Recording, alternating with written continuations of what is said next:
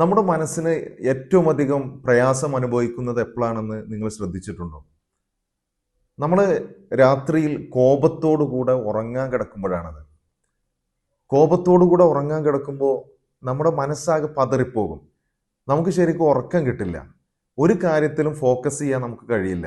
രാവിലെ എഴുന്നേൽക്കുമ്പോഴും ഈ ഒരു പ്രയാസത്തോടു കൂടെ ആയിരിക്കും നമ്മൾ എഴുന്നേൽക്കുക.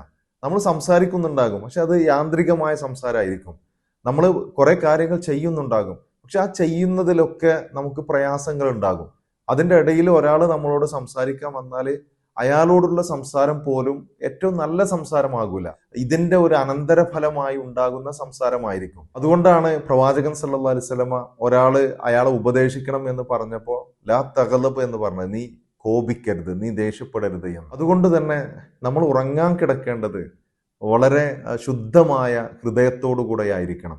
അങ്ങനെ ആകുമ്പോൾ നമുക്ക് ഉറങ്ങാനും നമ്മുടെ പ്രയാസങ്ങളൊക്കെ അതിലൂടെ ദൂരീകരിക്കുവാനും പുതിയ ഒരു പ്രഭാതത്തിലേക്ക് പ്രവേശിക്കാനും കൂടുതൽ കൂടുതൽ ഊർജ്ജസ്വലതയോടുകൂടെ കാര്യങ്ങൾ ചെയ്യാനും സാധിക്കും.